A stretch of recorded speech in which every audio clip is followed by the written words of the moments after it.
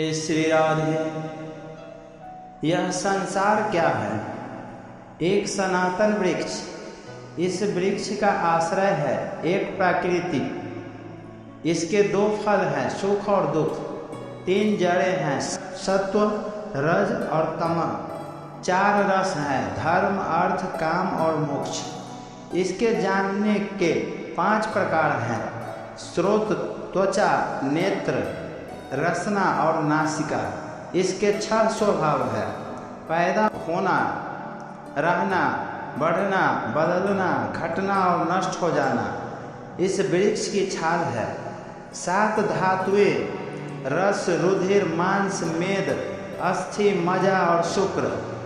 8 शाखाएं हैं, 5 महाभूत, मन, बुद्धि और अहंकार। इसमें मुख आदि नावों द्वारा फोड़र है। प्राण अपना, बयान, उदान, सम्मान, नाग, कूर्म, कृकल, देवदत्त और धनंजय, ये 10 प्राण ही इसके 10 पत्ते हैं। इस संसार रूप वृक्ष पर 2 पक्षी हैं, जीव और ईश्वर। इस संसार रूप वृक्ष की उत्पत्ति के आधार एकमात्र आप ही हैं। आप में ही इसका प्रलय होता है और आप ही के अनुग्रह से इसकी रक्षा भी होती है। जिनका चित्त आपकी माया से आवृत हो रहा है, यह सत्य को समझने की शक्ति खो बैठा है, वही उत्पत्ति, स्थिति और प्रलय करने वाले ब्रह्मादि देवताओं को अनेक देखते हैं।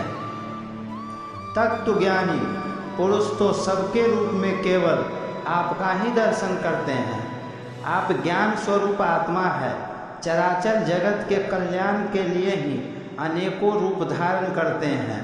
आपके वे रूप विशुद्ध अप्राकृत सत्वमय होते हैं और संत पुरुषों को बहुत सुख देते हैं। साथ ही दृष्टि को उनकी दुष्टता का दंड भी देते हैं, उनके लिए अमंगल भी होते हैं।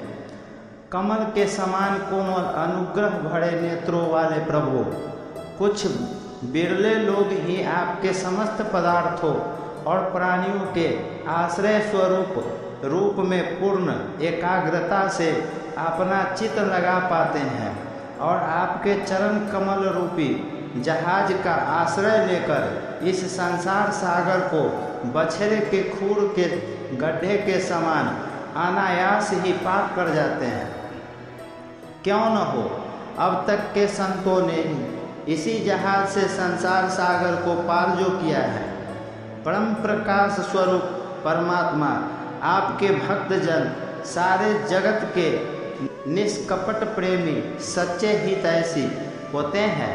वे स्वयं तो इस भयंकर और कष्ट से पार करने योग्य संसार योग्य को पार कर ही जाते हैं, किंतु औरों के कल्याण के लिए भी वे यहाँ आपके चरण कमलों की नौका स्थापित कर जाते हैं। वास्तव में सत्पुरुषों पर आपकी महान कृपा है। आपके लिए यह अनुग्रह स्वरूप ही है। कमल नयन, जो लोग आपके चरण कमलों की शरण नहीं लेते तथा आपके प्रति भक्ति भाव से रहित होने के कारण जिनकी बुद्धि भी शुद्ध नहीं है, वे आप अपने को झूठ मूठ मुक्त मानते हैं। वास्तव में तो वे बुद्ध ही हैं। वे यदि बड़ी तपस्या और साधना की कष्ट उठाकर इसी प्रकार ऊंचे से ऊंचे पद पर भी पहुंच जाए तो भी वहां से नीचे गिर जाते हैं। परंतु भगवान, जो आपके अपने निज जन हैं, उन जिन्होंने आपके चरणों में अपनी सच्ची प्रीति जोड़ रखी है, वे कभी इन ज्ञान भिमानियों की भांति अपने साधन मार्ग से गिरते नहीं। प्रभु, वे बड़े बड़े विघ्न डालने वालों के, सोना के सरदारों के सिर पर पैर रखकर निर्भय विचरते हैं। कोई भी विघ्न उनके मार्ग में रुकावट नहीं डाल सकते, क्योंकि उनके रक्षक आप जो हैं। आप संसार की स्थिति के लिए समस्त देहधारियों को परम कल्याण प्रदान करने वाला विशुद्ध सत्वमय सच्चिदानंदमय परम दिव्य मंगल विग्रह प्रकट करते हैं। उस रूप के प्रकट होने से ही आपके भक्त वेद कर्म कांड, अष्टांग योग, तपस्या और समाधि के द्वारा आपकी आराधना करते हैं। बिना किसी आश्रय के वे किसकी आराधना करेंगे? प्रभु, आप सबके विधाता हैं। यदि आप यह विशुद्ध सत्वमय निज स्वरूप न हो तो अज्ञान और उनके द्वारा होने वाले भेदभाव को नष्ट करने वाला अपरोक्ष ज्ञान ही किसी को न हो। जगत में दिखने वाले तीनों गुण आपके हैं और आपके द्वारा ही प्रकाशित होते हैं, यह सत्य है। परंतु इन गुणों की प्रकाश वृत्तियों से आपके स्वरूप का केवल अनुमान ही होता है, वास्तविक स्वरूप का साक्षात्कार नहीं होता। आपके स्वरूप का साक्षात्कार तो आपके इस विशुद्ध सत्वमय स्वरूप की सेवा करने पर आपकी कृपा से होती है। भगवान मन और वेद वाणी के द्वारा केवल आपके स्वरूप का अनुमान मात्र होता है, क्योंकि आप उनके द्वारा दृश्य नहीं, उनके साक्षी हैं। इसलिए आपको गुण, जन्म और कर्म आदि के द्वारा आपके नाम और रूप का निरूपण नहीं किया जा सकता। फिर भी प्रभु, आपके भक्तजन उपासना आदि क्रियाओं के द्वारा आपका साक्षात्कार तो करते हैं। जो पुरुष आपके मंगलमय नामों और तीन रूपों का श्रवण, कीर्तन, स्मरण और ध्यान करता है और आपके चरण कमलों की सेवा में ही अपना चित्त लगाए रहता है, उसे फिर जन्म मृत्यु संसार के चक्र में नहीं आना पड़ता। संपूर्ण दुखों के हरने वाले भगवान आप सर्वेश्वर हैं। यह पृथ्वी तो आपका चरण कमल ही है। आपके अवतार से इसका भार दूर हो गया।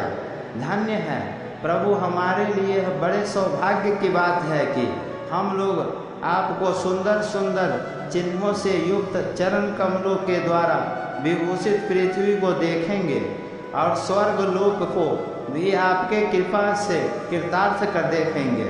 प्रभु, आप अजन्मा है। यदि आपके जन्म के कारण के संबंध में हम कोई तर्क न करें तो यही कह सकते हैं कि यह आपका एक लीला विनोद है।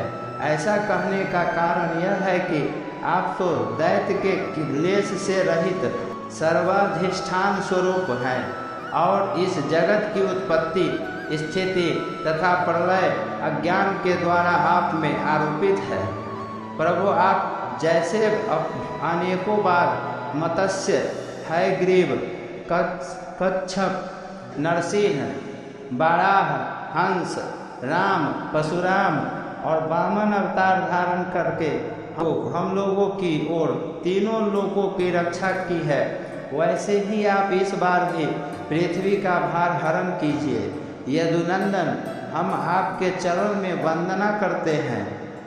माता जी, यह बड़े सौभाग्य की बात है कि आप लोग आपकी कोख में हम सब का कल्याण करने के लिए स्वयं भगवान पुरुषोत्तम अपने ज्ञान, बल आदि अंशों के साथ पधारे हैं। अब आप कंस से तनिक भी मत डरिए, अब तो वह कुछ ही दिनों का मेहमान है। आपका पुत्र यदुवंश की रक्षा करेगी। ब्रह्मादि देवताओं ने इस प्रकार भगवान की स्तुति की। उनका रूप यह है, यह इस प्रकार निश्चित रूप से तो कहा नहीं जा सकता। सब अपनी अपनी मति के अनुसार उनका निरूपण करते हैं। उसके बाद ब्रह्मा और शंकर जी को आगे करके देवगण स्वर्ग में चले गए।